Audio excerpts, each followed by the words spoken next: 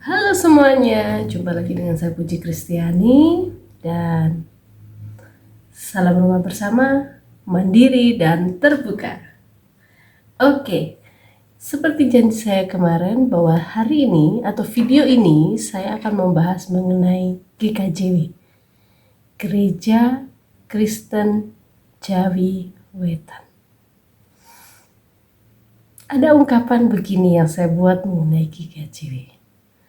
Dari Surabaya hingga ke Ngoro, kisah inspiratif pertumbuhan gereja di Jawa Timur. Kita mulai video ini. Gereja Kristen Sumatera bagian selatan terpanggil untuk melayani umatnya. Kita berkarya berbagi pada sesama, bagi penghuni rumah bersama, bersaksi bersekutu serta melayani. Itulah panggilan bagi hamba setia, menabur kasih, memberi pengharapan. Gereja kita menjawab panggilan Tuhan. Iya, selayang pandang mengenai GKJW, Gereja Kristen Jawi Wetan. Jadi ada suatu keunikan. Kalau gereja-gereja banyak tumbuh karena misionaris atau sending, tapi berbeda dengan GKJW. GKJW tumbuh berdasarkan spontan kesaksian beberapa orang Kristen dalam lingkungan mereka sendiri. Ada dua nama yang berperan penting dan sangat terkenal. Yang pertama, Johannes MD. Johannes MD ini pelaut Jerman yang sudah menetap di Surabaya. Di tahun 1811 dia adalah seorang tukang arloji, ahlinya lah ya. Begitu. Nah, saya sebut MD. Di dalam rumahnya ada kelompok-kelompok orang Kristen yang kemudian dia dirikan. Tapi orang-orang Kristen ini menerima ejekan dengan sebutan seperti ini. Kaum saleh di Surabaya. Ejekannya manis ya. Kaum saleh di Surabaya. Nah, setelah MD melanjutkan perjalanannya ke Ambon, MD kembali memimpin kaum saleh di Surabaya itu tentang iman, begitu ya. Nah, itu yang pertama. MD itu hidup di tahun 1774 hingga 1859. Kemudian ada Cornard Lawrence Cullen di tahun 1783 hingga 1873. Nah, kalau Cullen ini seorang tuan tanah keturunan Indo-Eropa di Jawa Timur. Nah, memang dia memahami Injil dari MD. Pada tahun 1827, Cullen membuka sebidang hutan dan mendirikan desa, yaitu Desa Ngoro. Dan di sana dia banyak membantu para petani sehingga para petani mencapai suatu kemakmuran. Nah, melalui hal itu, Cullen mulai mengumpulkan banyak orang dan bersaksi bagaimana karya Tuhan dalam hidupnya. Dan yang menarik, Cullen juga memakai budaya Jawa seperti wayang untuk menyampaikan iman Kristennya tentang Yesus Kristus, Allah Bapa, Sang Juru Selamat, dan Roh Kudus. Begitu. Nah, Cullen mengirim pengikutnya kepada MD gitu, untuk menerima pendidikan agama Kristen di Surabaya. Nah, pada tahun 1843, tepatnya di bulan Desember, kelompok pertama itu ada 35 orang Jawa yang baptis. Dan terus bertumbuh hingga ratusan orang Jawa di daerahnya itu dibaptis. Dan kemudian mereka sepakat MD menjadi pimpinan mereka. Namun ternyata baik MD maupun Colin ada perbedaan. Kalau MD dia benar-benar model Eropanya begitu tentang iman Kristen. Sedangkan Colin dia menerima budaya Jawa sebagai salah satu sarana penginjilan, pengabaran Injil. Nah, tapi tentu ini tidak berpengaruh ya pada pemberitaan Injil dan orang-orang yang mengikuti menjadi pengikut Kristus begitu. MD menolak semua pengaruh Jawa atas kepercayaan Kristen. Ia menekankan bahwa baptisan suci harus meninggalkan tradisi Jawa, termasuk wayang, gamelan, dan pemeliharaan kubur nenek moyang begitu. Hingga di tahun 1848, beberapa orang yang dari kelompok Colin pergi ke Surabaya agar bisa dibaptis. Namun sikap mereka itu ya beda ya, ingat ya bedanya MD dengan Colin, membuat Colin mengusir mereka dari kelompoknya. Nah, orang-orang yang diusir ini kemudian mendirikan desa namanya Mojowarno begitu, dengan seorang pemimpin yang bernama Paulus Tosari begitu. Nah, di tahun 1851 penginjil Belanda pendeta J.E. Jelsman menetap di Mojowarno begitu. Dia mendapatkan kepercayaan dari jemaat itu, termasuk dari Paulus Tosari. Mereka memiliki kerjasama yang baik. Nah, itu. Kemudian bagaimana dengan Colin dengan kelompok MD-nya? Nah, di tahun 1853 seseorang yang bernama Tunggul Wulung datang ke Mojowarno. Jadi dia mendapat wahyu, kemarin ya di video kemarin saya sekilas ceritakan, mendapat wahyu dari Allah yang berisi kepadanya untuk mempelajari suatu hukum. Kemudian dia mencari informasi di desa Mojowarno itu tentang kepercayaan Injil. Setelah mempelajari dari Jelsman, ia mulai mengabarkan Injil di kawasan Malang. 2 tahun setelah ia datang di Mojowarno, untuk pertama kalinya ia memiliki keinginan yang kuat untuk dibaptis. Dan kemudian dia ingin diberi nama, memilih ya tepatnya itu Ibrahim. Dan setelah itu dia dengan penuh semangat memberitakan Injil tentang Yesus Kristus, Sang Juru Selamat penebus dosa. Terutama di Jawa Tengah. Banyak sekali jemaat yang dia didirikan. Kemudian Jelsman secara tetap menghadapi dua pendapat tadi ya. Ada Colin yang menerima budaya Jawa sebagai salah satu metode untuk menyampaikan Injil begitu, tapi ada kelompok MD yang begitu keras menolak itu, bahwa setiap orang percaya harus meninggalkan semua budaya Jawanya. Nah, tapi Jelsman kuat di dalam hatinya ini meyakini bahwa Injil di Jawa ini harus dikabarkan oleh orang Jawa itu sendiri.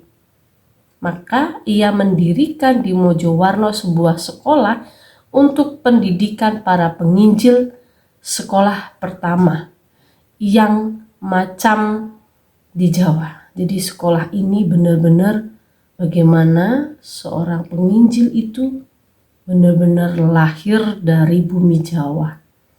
Dan para pengajarnya juga terlatih menjadi pemimpin jemaat muda.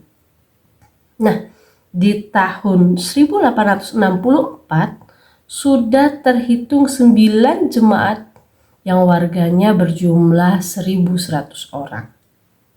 Luar biasa ya. Saya pikir tindakan Gelsman ini bijaksana. Dia benar-benar memahami dan menghargai lingkungan Injil itu sendiri, sehingga ketika ada dua kelompok begini, dia berani menegaskan bahwa pemberitaan Injil itu harus dilakukan oleh orang Jawa atau orang yang asli di situ. Begitu.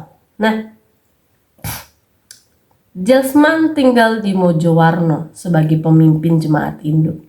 Tetapi dia harus meninggal dunia di tahun 1858 karena penyakit.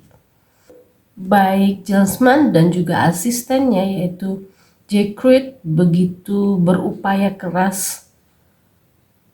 Mereka saling membantu dalam bidang kesehatan banyak orang-orang desa. Begitu. Dia bekerja, dia berkarya di situ. Nah, kemudian di tahun 1926, di mana Gereja Kristen Jawa Timur ini harus mempersiapkan diri. Setelah perkembangan yang luar biasa, tentu ini menjadi perhatian khusus. Gereja Kristen Jawa Timur harus mempersiapkan kedewasaan mereka. Dimulai di tahun 1926. Nah, khususnya di Mojowarno ini mereka menerima pendeta Jawa pertama, yakni Mas Dirjo Mestuko. Begitu, ini pendeta Jawa pertama. Nah, kemudian di tahun 1918 mundur, ada suatu konferensi begitu untuk menyamakan kebutuhan dalam upaya mendirikan sinode sendiri. Begitu. Jadi dalam pertemuan-pertemuan dari semua jemaat dengan cita-citanya yang belum mendapatkan dukungan umum. Dan baru di tahun 1928 para Zending itu belum mendapatkan komisi untuk menyusun tata gereja. Nah, dalam rangka persiapan ini, Dr. H. Kramer diminta untuk menyelenggarakan penelitian mengenai keadaan yang sesungguhnya di seluruh jemaat. Nah, dalam upayanya ini, Kramer mengetahui bahwa semua jemaat terdengar memiliki keluhan tentang ketidakberdayaan mereka. Umumnya bersandar begitu. Jadi yang lemah bersandar kepada yang kuat. Kemudian ada rasa benci, suka tidak suka, memikul tanggung jawab sendiri.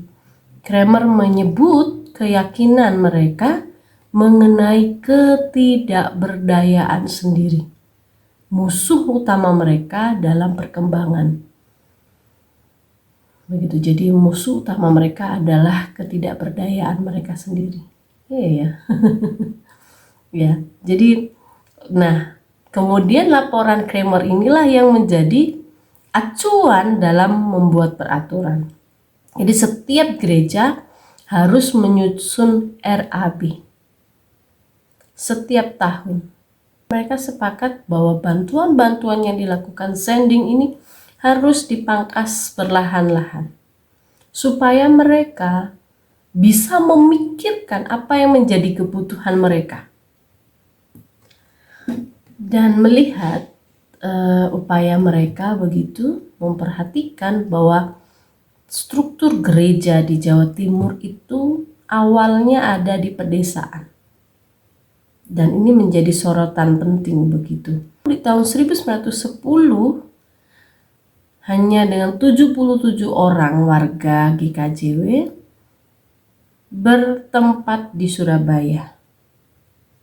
Nah, di tahun 1920 seorang pendeta utusan ditempatkan di Surabaya.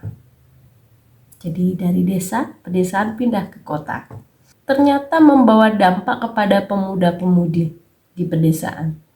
Dengan pindahnya gereja ke kota Surabaya, ternyata pemuda-pemudi pun turut serta pindah ke kota. Ternyata perpindahan itu akhirnya membuat gereja-gereja di desa ini hampir tidak memiliki pemimpin yang terlatih dari kota. Jadi kota berkembang pesat, tapi di dalam pedesaan banyak kehilangan begitu. Ya, saya rasa ini terjadi sampai sekarang ya. Memperhatikan hal tersebut, sekolah pendidikan penginjil pun yang didirikan oleh Jasmine dirubah menjadi sekolah pendidikan guru begitu. Nah, hal ini karena prihatin kekurangan para pemimpin yang terlatih. Begitu. Pemimpin yang paham betul tentang teologi begitu. Baru di tahun 1925 di Kediri didirikan sekolah yang seperti itu. Dan sekolah yang di Jawa ini dipimpin atau dibina oleh dibina oleh pendeta C.W. Norther dan pendeta B.M. Schurman, termasuk Kramer. Pemilihan sekolah ini di Malang untuk menempatkan GKJ di tengah aliran kehidupan di Jawa. Dari pengalamannya mengajar, Schurman terheran dengan pengalaman para mahasiswanya. Dia melihat bahwa mahasiswanya begitu erat, doa hubungannya begitu karib dengan Tuhan, hubungannya dengan keluarga dan orang tua itu begitu dekat, penuh kasih sayang, saling hormat. Begitu juga bagaimana mereka bisa meningkatkan sastra Jawa, lagu dan tembang Jawa. Begitu, sehingga dia membeli gamelan begitu dan mereka belajar itu semua. Nah, Dr. Van Hekken, ahli sejarah Belanda, menyusun buku tentang gereja Jawa Timur ini. Dan dia mengakui bahwa sungguh luar biasa pertumbuhan GKJW di tengah budayanya yang bisa membaur dengan budayanya dan bisa menghargai warisan Jawa kuno begitu. Mereka tetap menghargai, menyelenggarakan wayang dalam upaya penginjilan. Dan dia mengakui bahwa apa yang dilakukan MD sungguh tidak memiliki efek apapun, tidak mampu menahan orang Jawa, kaum Kristen itu sendiri hidup ya sebagaimana orang Jawa dengan budayanya begitu. Dari upaya yang dilakukan oleh para sending, akhirnya sekolah guru para penginjil pendeta itu membuahkan hasil. Banyak sekali lahir pendeta-pendeta yang asli orang Jawa. Di tahun 1939 sudah mencapai 49 orang.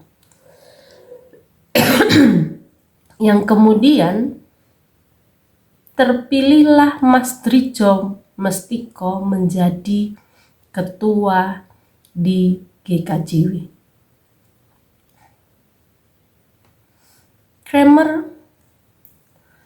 Kramer mengadakan survei kembali, kali ini di Bali, dan tentu ini atas permintaan sending di Jawa Timur. Dan ternyata di Bali juga ada umat Kristen kecil di sana. Nah, baru di tahun 1932 GKJW mengirim utusan ke Bali.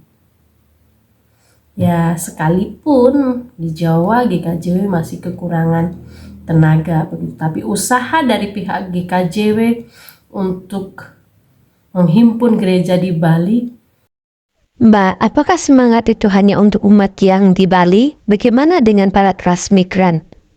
Semangat mereka luar biasa. Pengabaran Injil dan perawatan pastoral kepada migran atau transmigran yang jemaat GKJW mengikuti program transmigrasi di Sumatera bagian selatan, begitu.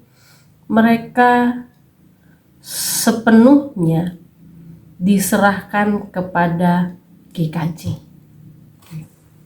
Jadi sampai sini jelas ya bahwa umat GKJW yang mengikuti transmigrasi dalam pelawatannya, dalam penginjilannya, itu GKJW memasrahkan kepada GKJ, mengingat bahwa tenaga dalam GKJW sendiri masih dirasa kurang. Selain GKJW menghadapi kekurangan tenaga, peristiwa Jepang menduduki Indonesia itu juga membawa pengaruh besar bagi mereka. Banyak gereja yang dibakar, begitu. Gedung-gedung yang sudah dibangun di desa itu dibakar habis. Orang-orang Kristen disiksa, dipukuli. Begitu. Baru di tahun 1945 atau 1949 Zending itu masih tetap ada, bertahan di Jawa, begitu, bekerja sama. Tapi akhirnya di tahun 1951 Zending merasa harus cukup, begitu. Mereka harus kembali ke negara mereka, dan akhirnya mereka resmi menyerahkan pekerjaannya kepada Gereja Herven di Belanda, NHK.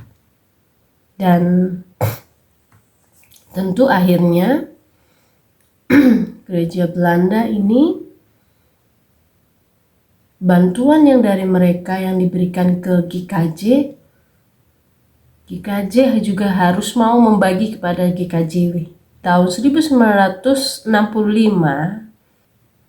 terjadilah peristiwa yang sangat besar, yang sangat menyakitkan, yaitu aktivitas banyak puluhan orang terdakwa, begitu, sebagai simpatisan PKI.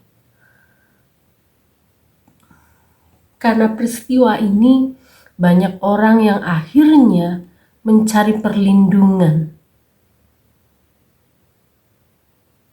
dan tempat yang aman adalah dalam gereja. Dan di tahun 1965 dan 1966 pertumbuhan anggota jemaat 2-3 kali lipat bertambah.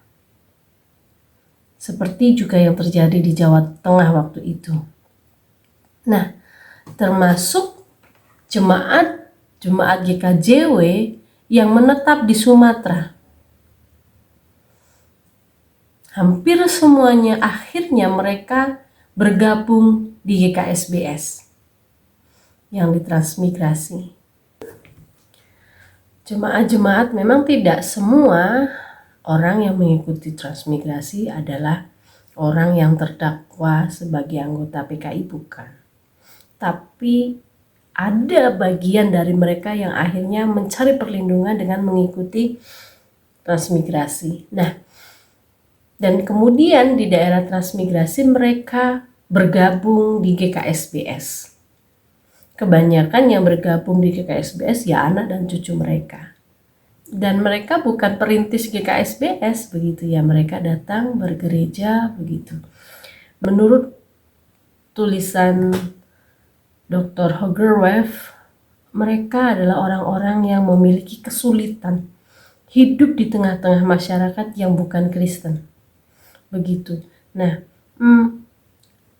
sehingga ini mempengaruhi mereka, keberanian mereka untuk memberitakan Injil. Kontribusinya dalam, kalau beliau menggunakan istilah di sini, adiknya di Sumatera, begitu kurang. Jadi kuranglah kontribusi mereka dalam pengembangan pertumbuhan GKSBS. Pada tahun 1981 ada pendeta yang diutus dari GKJW, yakni pendeta Kasmadi. Begitu, selama 4 tahun melayani daerah Batu Martah.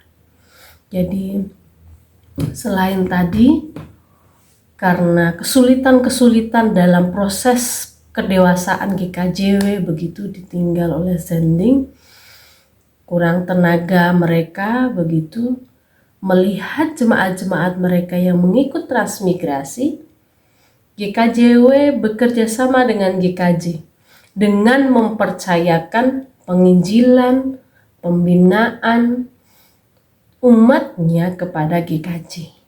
Begitu. Baru di tahun 1981 GKJW mengutus satu pendeta, yaitu pendeta Kasmadi, melayani selama 4 tahun di daerah Batu Martah. Begitu. Nah, inilah sekilas atau selayang pandang tentang GKJW dan kaitannya dengan GKSBS. GKJW adalah Gereja Kristen Jawi Wetan atau Gereja Kristen di Tanah Jawa Timur.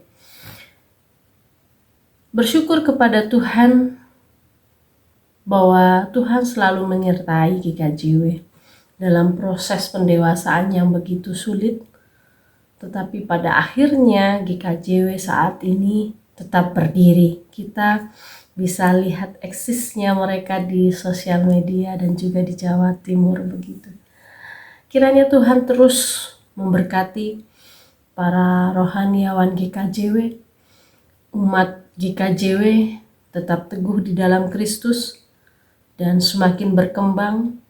Diberkatilah apa yang menjadi program-program kerja GKJW semakin bertumbuh pesat.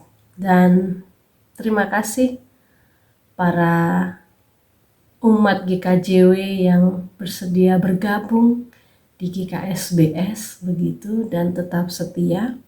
Saya percaya bahwa sekalipun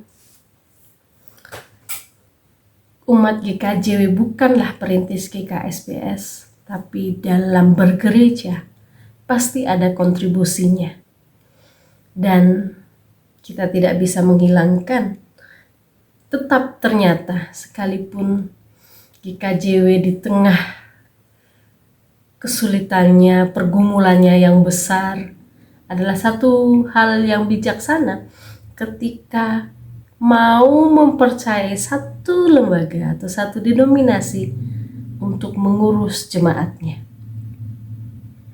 Dan ketika itu sudah berjalan dengan baik, masih ada bentuk kepeduliannya terhadap jemaat, yaitu dengan mengutus pendeta Kasmadi di Batu Martah. Ini bentuk-bentuk, dan tentu ini luar biasa.